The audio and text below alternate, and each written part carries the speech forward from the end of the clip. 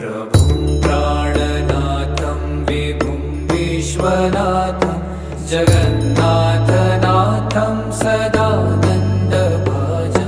भवद्भव्यभूतेश्वरं भूतनाथं शिवं शङ्करं शम्भुमीशानमीडे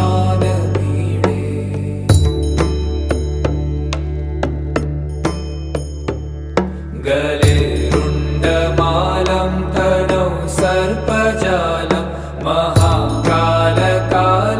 गणेशादिपालं जटाजूटगङ्गोत्तरङ्गैर्विशालं शिवं शङ्करं शम्भुमीशानमीडे